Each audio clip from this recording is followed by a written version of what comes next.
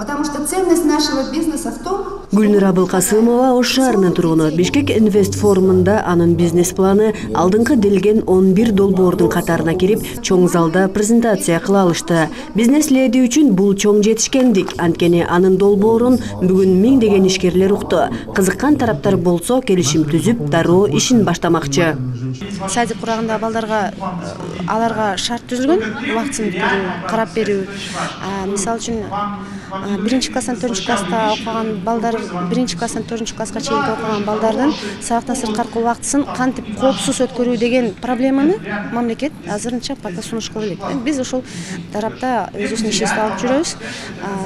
Сабактан сырткары балдар саат 6-га чейин, ата-энелердин иши бүткөнгө чейин өздөрүнүн убактысын биздин борбордо өткөрөт. Бишкек Инвест форумга келген ар бир катышуучунун жеке бизнеси, акчасы же чоң максаты бар. Эң башкысы ар бири өз бизнесин өнүктүрүү менен өлкөнүн экономикасын, калктын социалдык абалын көтөрөм деген ишенимде. Биздин мектебибизге 5 ай болду иштеп атканыбызга. Уже 30тан ашык баланы үйрөттүк.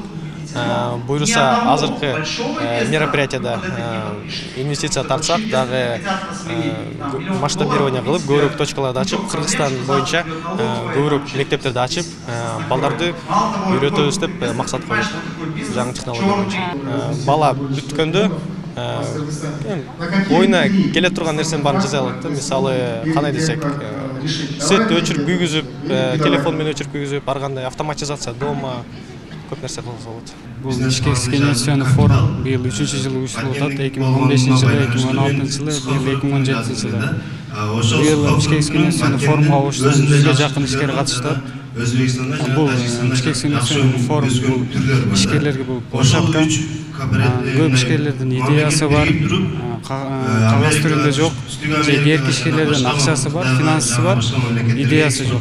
Бул жер ошондой площадка бири-бирине акчасы бар менен идеясы бар адамды бири-бирине түздөн-түз жолуктуруучу площадка болуп эсептелет.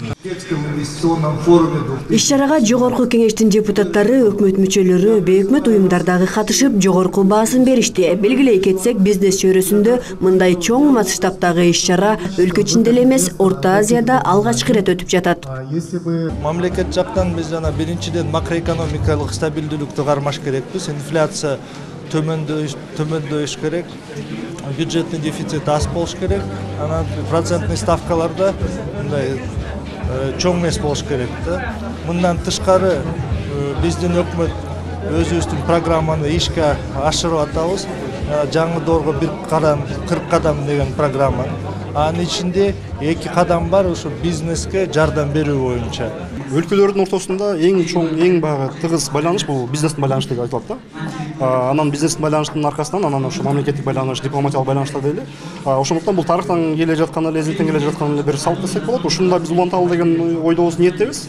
Бир эле Кыргызстан ичинде эмес, жакынкы чет өлкөлөр, биздин кошто өлкөлөр менен да мамилебизди оңдоп, бүгүнкү күндө азыр дагы көрөсүздөр, панель дискуссияда биз чакырган конокторубуз бар, Казакстандан келген мисалы үчүн. Ал ишкерлер Кыргызстанга акча салып, Кыргызстанда иштеп жүргөн казак ишкерлери. Ошол эле учурда кыргыз ишкерлерибиз Казакстанга барып иштегендер дагы бар. Бул аябай жакшы нишан. Биз азыр форумдун эң маанилүү учуруна күбөбүз. Форумга катышып жаткан ар бир катышуучу өздөрүнүн долбоорун бири-бирине сунуштап жана жакшы бир келишимдерди түзүп алууга аракет кылышууда. Эскерте кетсек, былтыркы жылы дал ушул сүйлөшүүлөрдөн кийин 3,5 миллион долларлык келишим түзүлгөн. Быйылкы жылы катышуучулардын санына карап, андан 2-3 эсе көбүрөөк келишимдер түзүлөт жана экономиканын өнүгүшүнө салым кошот деген ишеним бар. Казак-кыргыз, кыргыз-өзбек чек араларынын ачылуусу бизнесмендер үчүн дагы өтө пайдалуу болду. Бишкек Инвест форумга коңшу Өзбекстандан 20дан ашуун бизнесмен келип, буюрса иш баштайбыз деп турган чагы. Я считаю, что в Киргизии очень большой потенциал в сельском хозяйстве. Мени Кыргызстандын айыл чарба азыктары өзгөчө кызыктырып келет. Экологиялык таза азыктарды кайра иштетүү багытында жакшы долбоор болсо, иштешсем деген ниетим бар эле. Азырынча балык чарбасы жагып турат. Биз сүйлөшүүлөрдү дагы улантабыз. Баалар топ келсе иштешебиз деп турам. Так как имею бизнес связан с аквакультурой. Строительных отделочных работ. Презентация компании Nest Group нас очень заинтересовала. Бизди Нейс Group компаниясынын презентациясы өзгөчө кызыктырып жатат. 30дан ашык мекеменин эсеп кысабын онлайн режиминде бир убакта текшере алуу бул чындыгында кызыктуу долбоор. Биз тарап сүйлөшүүгө аракет кылып жатабыз. Эгер келишим түзүлүп калса, чоң иштер жасалат. Плодотворное сотрудничество с нашей компанией. Мен жеке пикирим боюнча Кыргызстанда ишкерлерге иштегенге аябай эле жакшы шарттар түзүлгөн, башка коңшу мамлекеттерге караганда. Эмнеге дегенде бизде салыктарыбыз башка коңшу мамлекеттерге караганда чоң эмес.